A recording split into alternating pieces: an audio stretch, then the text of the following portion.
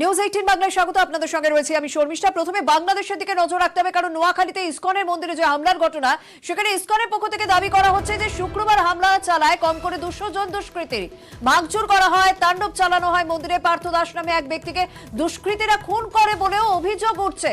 কুমিল্লার একটি পুজো মণ্ডপে অন্য ধর্মকে অবমাননা করা হয়েছে, এই অভিযোগ তুলে দুষ্কৃতীরা মণ্ডপে হামলা চালায়, পরে অশান্তি ছড়িয়ে পড়ে অন্যান্য জায়গায়। এই নিয়ে রাষ্ট্রসংঘে চিঠি দিয়েছে বাংলাদেশের ইসকন কর্তৃপক্ষ। বাংলাদেশ সরকারের কাছে দ্রুত ব্যবস্থা নেওয়ার আর্জি জানানো হয়েছে।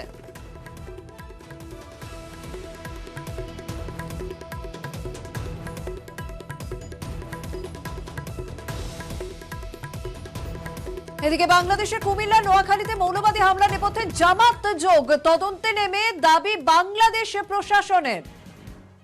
কুমিল্লা নোয়াখালীর ঘটনায় গ্রেপ্তার শতাধিক। গত কয়েকদিনের অশান্তিতে প্রায় 6 জনের মৃত্যু হয়েছে বাংলাদেশে।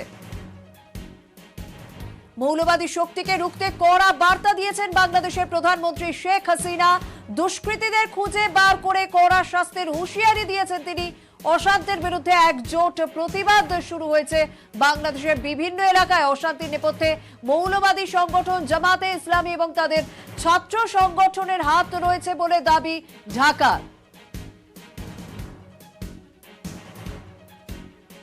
বাংলাদেশের নোয়াখালীতে ইসকন মন্দিরে হামলার প্রতিবাদ।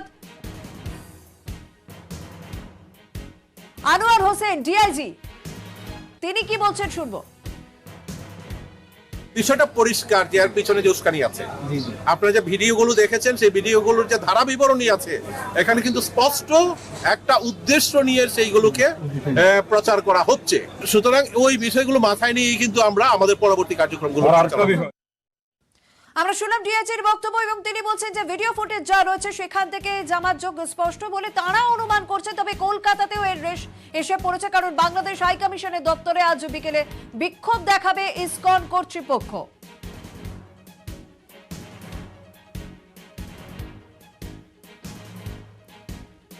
রাষ্ট্রসংঘে চিঠি দেওয়া হয়েছে ইতিমধ্যে বাংলাদেশ ইসকনের পক্ষ থেকে, এবং কলকাতায় আজ ইসকন কর্তৃপক্ষ বিক্ষোভ দেখাবেন বাংলাদেশ হাই কমিশনের সামনে।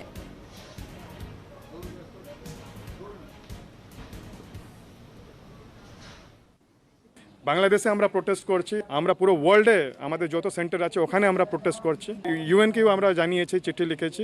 যতক্ষণ ইন্টারন্যাশনাল কমিউনিটি এটাকে এর ভর্সনা করবে না, আমরা আমাদের প্রোটেস্টটা জারি রাখবো। ইন্টারন্যাশনাল ইস্যু, সেই জন্য প্রধানমন্ত্রী যদি এই ম্যাটারটা বাংলাদেশ প্রাইম মিনিস্টার থেকে কথা বলেন, তো ওর ইমিডিয়েট অ্যাকশন হওয়ার আমরা আজকে সন্ধ্যা 5টার সময় বাংলাদেশ হাই কমিশনে ওখানে গিয়ে আমরা প্রোটেস্ট করব। বাংলাদেশ খবরের দিকে আমরা নজর রাখছি, তার পাশাপাশি আমাদের আবহাওয়ার দিকে নজর রাখতে হবে, কারণ দক্ষিণবঙ্গে দুর্যোগের একটা প্রবল আশঙ্কা রয়েছে।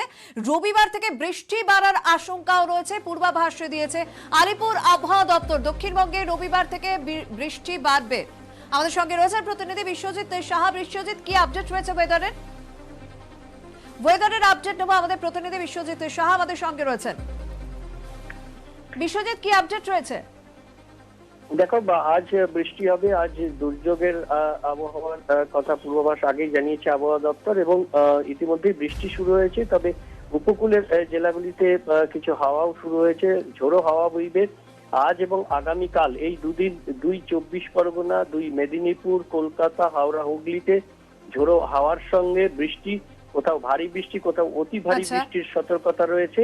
এছাড়াও দক্ষিণবঙ্গ জুড়েই বৃষ্টি হবে। তবে এই বৃষ্টি চলবে, মঙ্গলবারেও রেস্ট থাকবে, বুধবার পর্যন্ত বিক্ষিপ্ত বৃষ্টি চলবে। উত্তরবঙ্গ ভারী থেকে অতি ভারী বৃষ্টির সতর্কতা রয়েছে সোম এবং মঙ্গলবার। অর্থাৎ রাজ্য জুড়েই বৃষ্টি, সঙ্গে উপকূল ও সংলগ্ন কলকাতা সংলগ্ন জেলাগুলিতে ঝড় ও বৃষ্টির পূর্বাভাস রয়েছে। ধন্যবাদ। আমাদের প্রতিনিধি যেমনটা জানালেন যে নিম্নচাপের জেরে আজও আগামীকাল ভারী বৃষ্টির পূর্বাভাস রয়েছে। তবে এই মুহূর্তে যদি কাকদ্বীপের দিকে আমরা তাকাই, সেখানে কিন্তু ইতিমধ্যে বৃষ্টি শুরু হয়ে গিয়েছে। কাকদ্বীপ মহকুমার নামখানা ব্লক প্রশাসন ইতিমধ্যে সতর্কতা প্রচার শুরু করেছে। প্রবল ঝোড়ো হাওয়া ও ভারী বর্ষণের সম্ভাবনা রয়েছে, তারা যেন গভীর সমুদ্রে বা নদীতে মাছ ধরতে না যায়। প্রচারে কাকদ্বীপ ব্লক ও কাকদ্বীপ পঞ্চায়েত সমিতির পক্ষ থেকে সকল সমুদ্র উপকূলবর্তী এলাকার জনসাধারণকে জানানো যায় যে আজ থেকে আগামী 19 অক্টোবর পর্যন্ত প্রবল ভারী বর্ষণের সম্ভাবনা রয়েছে, সঙ্গে ঝোড়ো আমাদের হাওয়া সঙ্গে বইতে রয়েছে পারে। প্রতিনিধি বিশ্বজিৎ হালদার। বিশ্বজিৎ, আমরা দেখছি যে মৎস্যজীবীদের সতর্ক করা হচ্ছে এবং বৃষ্টির দাপট যত বেলা বাড়বে তত বাড়বে। ইতিমধ্যে প্রশাসনের পক্ষ থেকে আর কি কি ব্যবস্থা নেওয়া হয়েছে? হ্যাঁ দেখো, তোমাকে প্রথমেই বলে রাখি, আজকে সকাল থেকে আকাশ মেঘলা ছিল, কিন্তু যত বেলা বাড়ছে একদমই কিন্তু বৃষ্টির পরিমাণ বাড়তে শুরু করেছে। উপকূলীয় অঞ্চলগুলিতে সাগর, পাথর, নামখানা এই সমস্ত জায়গাগুলিতে প্রবল বৃষ্টি শুরু হয়েছে ইতিমধ্যে। আচ্ছা। তোমাকে এটাও বলে রাখবো, নামখানা এবং কাকদ্বীপ ব্লক প্রশাসনের তরফ থেকে মাইকিং শুরু করেছে গ্রামে গ্রামে, যেখানে যে কাঁচা বাড়ি এবং যে মাটির বাড়ি যেগুলো রয়েছে সেখানে মানুষকে নিরাপদে থাকার জন্য, সাবধানে থাকার জন্য বারবার মাইকিং আচ্ছা। করা হচ্ছে। পাশাপাশি যে সমুদ্রে যে সমস্ত ট্রলারগুলো মাছ ধরতে যায় সেই সমস্ত ট্রলারগুলো কি যাতে উপকূলে ফিরে আসে তার জন্যও মাইকিং করা হচ্ছে এবং পুনরায় যেটা বলা হচ্ছে যে নতুন করে কেউ যেন না সমুদ্রে মাছ ধরতে যায়। একদম অনেক ধন্যবাদ। সেখানকার মাটির বাড়িতে যারা থাকে তাদেরকে যেমন সতর্ক করা হয়েছে, কারণ যেভাবে দুর্যোগের একটা আশঙ্কা রয়েছে, আলিপুর আবহাওয়া দপ্তরের পূর্বাভাস যে যত বেলা বাড়বে বৃষ্টির দাপট বাড়বে এবং দক্ষিণবঙ্গের বেশ কিছু জায়গায় বৃষ্টির পূর্বাভাস রয়েছে এবং সেই কারণেই মৎস্যজীবীদের সতর্ক করা হয়েছে যাতে নতুন করে কেউ মাছ সমুদ্রে না যান এবং মাছ সমুদ্রে যারা বেরিয়ে পড়েছেন তারা যেন ট্রলার নিয়ে ফিরে আসেন। আমরা কাকদ্বীপ এবং ক্যানিং এর ছবি দেখাচ্ছি। এর পাশাপাশি যদি আমরা মেদিনীপুরের দিকে তাকাই, মেদিনীপুর সেখানেও বৃষ্টি শুরু হয়েছে। দীঘার ছবি আমরা দেখব। বেলা বাড়াবার সঙ্গে সেখানেও বৃষ্টি শুরু হয়েছে, জলোচ্ছ্বাসের ছবি ধরা পড়ছে। উপকূলে ঝোড়ো হাওয়ার সঙ্গে ঝেঁপে বৃষ্টি দীঘা, মন্দারমণি জুড়ে পুলিশের নজরদারি ইতিমধ্যেই শুরু হয়ে গিয়েছে, যেহেতু দীঘার সমুদ্র উত্তাল। আমাদের সঙ্গে রয়েছে প্রতিনিধি সুজিত ভৌমিক। সুজিত, পর্যটকদের একটা রাশ থাকে, তার উপর কিছুদিন আগে উৎসবের মৌসুম সবে শেষ হয়েছে, অনেকে এই উইকেন্ডটা কাটাচ্ছেন দীঘা বা মন্দারমণিতে, সেই কারণে কি কি ব্যবস্থা নেওয়া হচ্ছে? দেখো, ব্যবস্থা নেওয়া হয়েছে পুলিশের তরফে। আগাগোড়া পুজোর সময় যে ভিড় রয়েছে, একেবারে পর্যটকদের লাগামহীন ভিড় এবং হোটেলে কোনো তিল ধারণের জায়গা নেই। সেই কারণে পর্যটকরা সি বিচের ধারে যখন জমায়েত করছেন, তারা সমুদ্র দেখছেন, তখন এই আচমকা বৃষ্টি এবং জলোচ্ছ্বাস এবং এক্সক্লুসিভ ছবি নিউজ 18 বাংলায় যেটা আমরা দেখাচ্ছি তাতে দেখতে পাবে দেখুন উত্তাল ঢেউ আছড়ে পড়ছে গাঢ়কালে এবং সেসব দেখার জন্য যখন উৎসাহী পর্যটকরা তারা একেবারে ঢুকে পড়ছেন, তখন কিন্তু নুরিয়া পুলিশ তারা যে তাদের দায়িত্ব নজরদারি সেটা কিন্তু চালিয়ে যাচ্ছেন। সব মিলিয়ে পর্যটকরা যারা এসছেন আনন্দ নিতে, পুজোর পরে একেবারে রবিবারের যে ছুটি তার সঙ্গে কিন্তু তারা আনন্দ উপভোগ করছেন রীতিমতো। আচ্ছা, বলা চলে 16 আনার জায়গায় 18 আনা তারা আনন্দ করছেন, কারণ এ ধরনের আকাশ, এ ধরনের ঢেউ, এ ধরনের উচ্ছ্বাস, যেভাবে জলোচ্ছ্বাস সেটা কিন্তু দেখার সৌভাগ্য সবসময় হয় না। উপকূল এলাকায় রীতিমতো পুলিশের টহলদারি চলছে, নজরদারি চলছে। একদম অনেক ধন্যবাদ।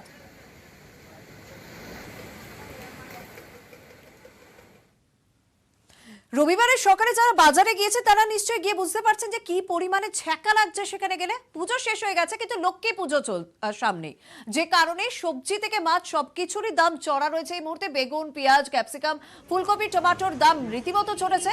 দামি হয়েছে রুই, কাতলা, মুরগির মাংস। বিক্রেতারা বলছেন অতি বৃষ্টিতে সবজি নষ্ট হচ্ছে, তার উপর পরিবহন সমস্যা রয়েছে, সব মিলিয়ে দাম বাড়ছে, মধ্যবিত্তের নাভিশ্বাস উঠছে। আমরা মানিকতলা বাজারের ছবি এবং সবজির দাম, মাছ মাংসের দাম এক সপ্তাহের মধ্যে কতটা বেড়েছে তার একটা ফারাক আপনাদের সামনে গ্রাফিক্যাল প্রেজেন্টেশনের মাধ্যমে তুলে ধরছি।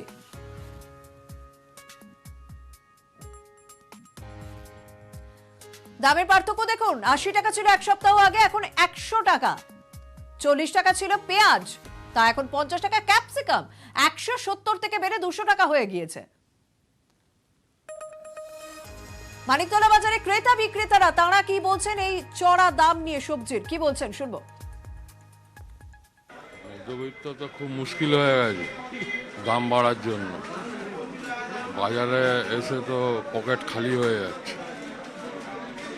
আর কি বলবো, দাম তো প্রচুর। মধ্যবিত্তের নাগালের বাইরে, তার মধ্যে বাজার যেটুকু করতে হচ্ছে। জিনিসপত্রের দামের উপর কারো ভূক্ষেপ নেই, গরিবের পক্ষে খুব অসহায়, এটুকু বলতে পারি। পুজোর পরে মানে পুজোর ব্যাপারটা মানে গাড়ি স্পটে নেই, গাড়ি কম, এই জন্য একটু দাম বেড়েছে। কেজিতে প্রতি মালে 50 টাকা বেড়েছে। এই সবজির দাম তো যা আছে ছিল একটু হয়তো একটু বেড়েছে, এই বর্ষার জন্য গাছ সব নষ্ট হয়ে গেছে, তাই একটু দামটা হাই আছে। কিরকম দাম এখন? এখন পটল 50, বেগুন 80, 100, ঝিঙে 50, উচ্ছে 60।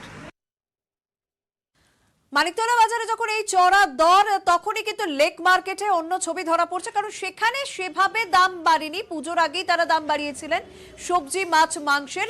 পুজোর পরও সেই একই দাম রয়েছে, তবে সামনে যেহেতু লক্ষ্মী পুজো রয়েছে, আগামীকাল থেকে সবজির দাম যে বাড়বে তা আগে ভাগেই জানিয়ে রাখছেন বিক্রেতারা।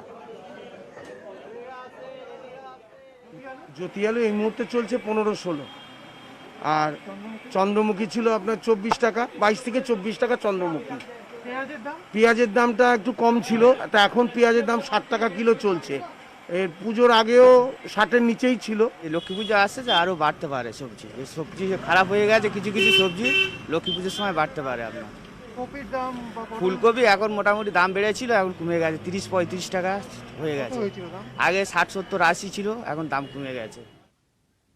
সবজির দাম বাড়ছে সেই ছবি আপনাদের সামনে তুলে ধরলাম, এবং এর পিছনে কিন্তু একটা বড় কারণ হয়ে দাঁড়ায় পেট্রোপণ্যের দাম বৃদ্ধি। আজও পেট্রোপণ্যের দাম বেড়েছে। কলকাতায় 33 পয়সা পেট্রোলের দাম বেড়েছে, এবং পেট্রোল লিটারে 106 টাকা 43 পয়সা আজ। কলকাতায় 35 পয়সা বেড়েছে ডিজেলের দাম, লিটারে দাম বেড়ে হয়েছে 97 টাকা 33 পয়সা। পুজোর পর আরো মহার্ঘ জ্বালানি, 33 পয়সা দাম বেড়েছে পেট্রোলে। কলকাতায় লিটার প্রতি পেট্রোলের দাম হয়েছে 106 টাকা 43 পয়সা, আর ডিজেলের দাম 35 পয়সা বেড়ে হয়েছে 97 টাকা 33 পয়সা।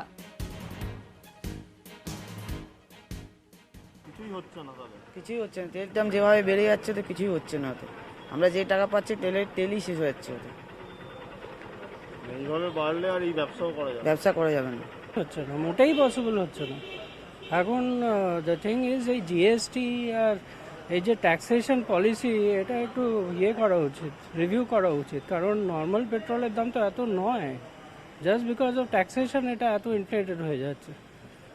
এখন গাড়িটা বার করাটাই সব এক্স্যাক্টলি, গাড়িটা বের করাটাই প্রবলেম হয়ে গেছে এখন। কি করব, কষ্ট করে করে দেখে দেখে হিসেব করে করে চালাতে হচ্ছে। কি করব, এ তো আমার হাতের বাইরে। মানে এখন গাড়ি চড়াটাই সব থেকে বড় হ্যাঁ, আমরা হিসেব করেছিলাম, আমাদের পুজোর সময় পুরোটা বেরোয়নি, গাড়ি দেখিয়ে দিয়েছিলাম তেল হিসেব করে করে, দাগ কতটা করে করে নামছে, সেইভাবে আমরা চলতাম।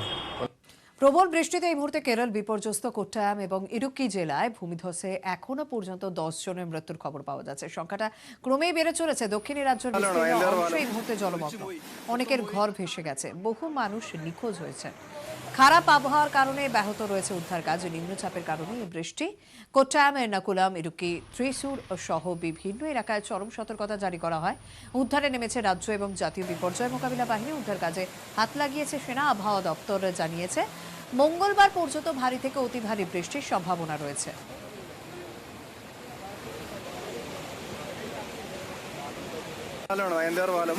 ഒലിച്ചു പോയി, മൊത്തം പോയി.